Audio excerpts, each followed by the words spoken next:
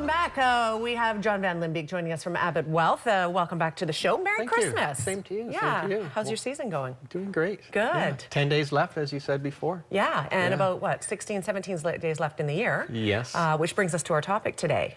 Yeah, the thing that nobody wants to think about, really, right? Like you said, you're getting ready for Christmas, the Christmas rush is in there. So I tried to bring a kind of a couple points for different demographics, really. Okay. And just try to save a little bit of money before the end of the year. How's that? Year-end tax planning tips. Not something everybody wants to talk about right before Christmas, but if you want to retire on time, you know. Well, and it's a little bit in regards to not so much you know, retiring on time as it is just giving people ways to save a little bit of money that if they don't do it this year, they might forego it until a possible opportunity next year, kind of thing. So, which leads us to our charts, and we have 3 of those. So let's start here. Yeah. So the first one is just this one's the children's arts credit and the children's fitness credit are going away at the end of this year. Oh, are they? Yep. So they've been in around there for, I don't know, 4, 5, 6 years now. I can't remember exactly when they came in, but the new government did away with those two, so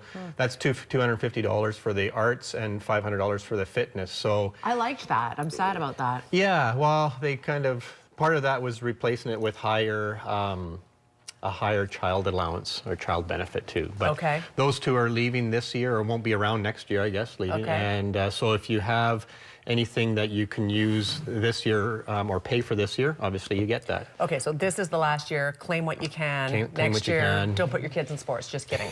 Put your kids in sports. No arts, no piano lessons or anything like that. No, everything's gone. Yeah, no. So the other one was, I think it was on the tuition and books. Same thing again. Final year again for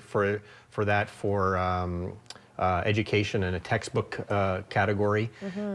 So just be aware of it anyway. Like you said, though, for the students out there, and if the students can't use it, the parents can use it, but that's the last year for that portion of it. Okay.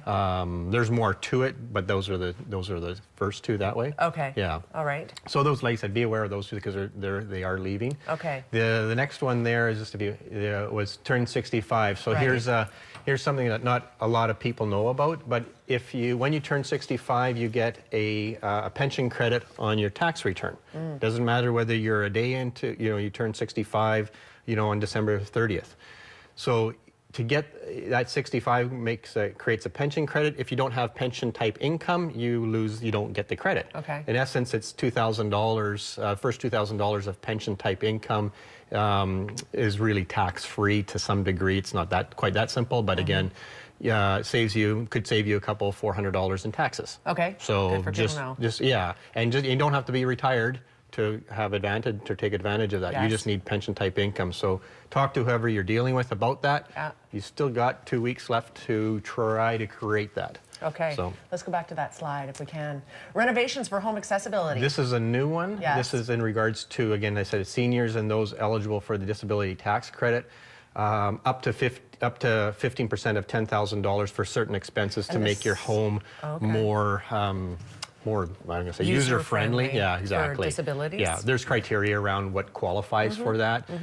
Just making your home improvement just to increase the value of home really doesn't.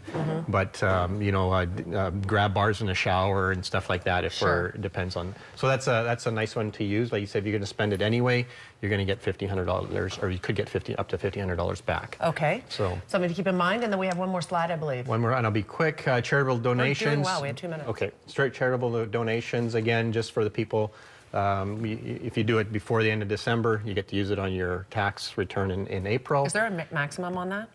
No, that's a good question. I don't know. All right, well, submit everything you have. You stumped me on that one. Gosh, that's amazing that I stumped you. On that one. That doesn't I'll happen probably every remember day. as soon as I walk outside. It's all good. But you know what? I would say whoever you are filing through will tell you. Yeah, right? exactly. So, absolutely. And then if we could hit that slide one more time. Sorry. And then the turning 71, and this is one in regards to when you have to convert your RSPs to a RIF in the year you turn 71. So do any last minute contributions before you convert it into a RIF. Okay. There are obviously some circumstances, but for the most part you don't have that 2 months into the new year to do your RSPs. Okay. Right, when you have no RSP as of January 1st, so you have to do that last contribution this month in order to use it for next year. You don't have the end of February kind of room that everybody else has. All right, You know. get it done by the end of the year.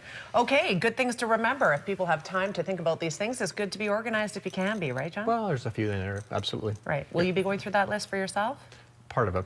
Good for you. You're not 65. The first two. Yeah. The arts and fitness. Yes, myself as well. We have a few years until we're 65, so we're not going to worry about that. No, we won't worry about those. Okay. Right. John, thank you very much for being here today. AbbottWealth.com, information on the screen. If you have questions about some of the things that we talked about today on those slides and you're wondering if you qualify or need to do some looking into the numbers for yourself, absolutely give them a shout.